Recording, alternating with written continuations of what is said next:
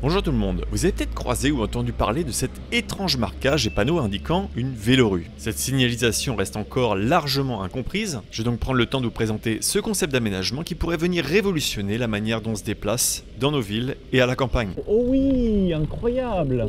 Ah, voilà, c'est ça que j'avais vu. Voilà, ça c'est pas mal, ok. Avant de commencer, je tiens à remercier Mathilde, mécène de cette vidéo. Merci énormément de soutenir ce travail sur les plateformes de dons et de me permettre de travailler à plein temps sur ce média pour vous proposer ces vidéos. Bon alors c'est quoi une vélorue exactement et où peut-on en trouver?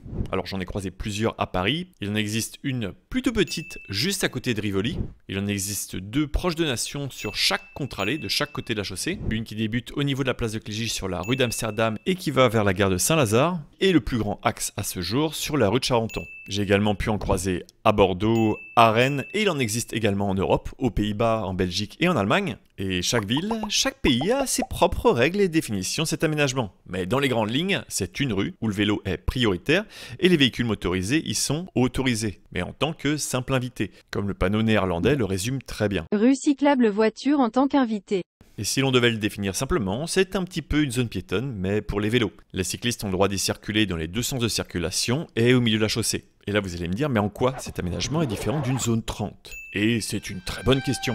La grande différence ici, c'est la priorité accordée aux cyclistes, tant au niveau des intersections qu'au niveau de la circulation. Et c'est là que cet aménagement prend tout son sens. Par exemple, sur chaque intersection, à Paris, on peut observer ce type de marquage. De chaque côté de la circulation, les usagers qui souhaitent rejoindre cet axe devront céder la priorité aux véhicules qui y circulent. On peut aussi observer que d'un coup, cette rue change de sens de circulation pour les véhicules motorisés, coupant ainsi la possibilité de traverser, de part et d'autre, cette rue comme avant. Cela permet de couper le trafic de transit et diminuer le nombre de véhicules motorisés empruntant cet axe en le rendant moins intéressant. Il ne peut donc plus être utilisé comme un raccourci. Et ici, ça a également été l'occasion de redonner plus de place en piétons en élargissant les trottoirs et en transformant ce rond-point en massif floral.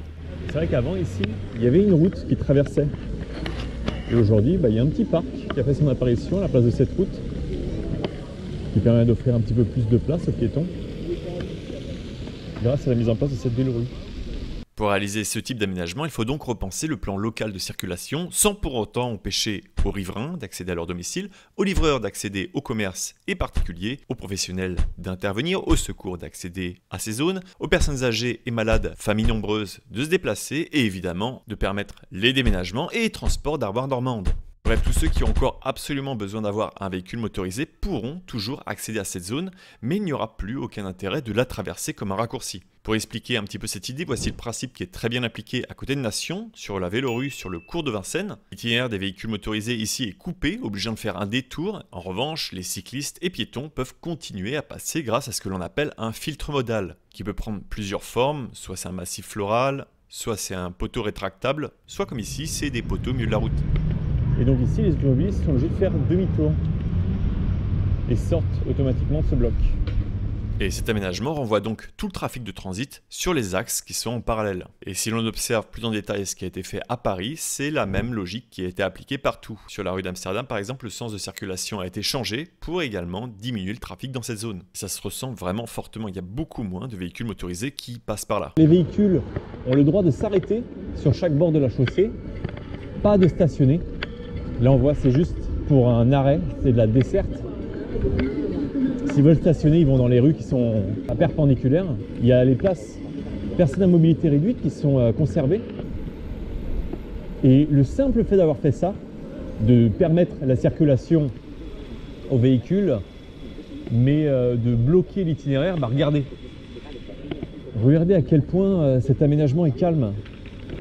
Et vous voyez là, je continue et j'arrive dans un sens interdit. Et la vélorue, elle, continue. Il n'y a pas de discontinuité au niveau de l'aménagement, juste là, vous voyez, il y a le losange qui indique juste attention, vous arrivez dans une intersection à feu. Et donc, replacez-vous de chaque côté de la circulation. Là, le losange montre bien, placez-vous à droite, à gauche, et après, vous pouvez circuler au milieu de la chaussée. Un autre point qui est important, comme je disais plus tôt dans cette vidéo, ces aménagements pour les vélos ne sont pas uniformes partout en France, en termes de matérialisation et de fonctionnement, car la vélorue n'est tout simplement pas définie dans le code de la route, et donc chaque ville fait à sa sauce. À Paris, le marquage est composé de diamants verts et de bandes latérales. Les bandes latérales poussent naturellement les cyclistes à rouler au centre de la chaussée. C'est aussi rappelé par des pictogrammes vélos qui sont également là, en plein milieu. Ça crée finalement deux sensations. La première, c'est que la voie est plus réduite, limitant ainsi l'envie de dépasser. Bon, alors ça marche pas toujours, évidemment. Et que la seconde, c'est qu'on a l'impression de circuler sur un aménagement cyclable. Et donc que les véhicules motorisés n'ont pas vraiment leur place ici. Peut-être aussi ça qui a donné l'impression que cette voie était réservée aux cyclistes, alors qu'elle est finalement partagée. Les diamants verts sont là pour indiquer les intersections et finalement demander aux cyclistes de se replacer sur les bords droits de la chaussée. Et au niveau des intersections, il n'y a pas d'ambiguïté sur le fait que les usagers circulant sur cette vélorue sont prioritaires. Et à Bordeaux, au niveau du marquage, eh bien c'est l'inverse de Paris. La couleur est au centre de la chaussée, ce qui donne plutôt envie de circuler sur les bords. Mais après ça c'est peut-être parce que j'ai l'habitude du marquage parisien. Mais après ça c'est un point de vue personnel. N'hésitez pas à me partager vos avis en commentaire. L'accès de cette rue se fait par un ralentisseur et une écluse à vélo pour indiquer la présence d'un double sens cyclable. Car comme à Paris, le sens de circulation pour les véhicules motorisés change au milieu de cette rue pour également couper les itinéraires de transit.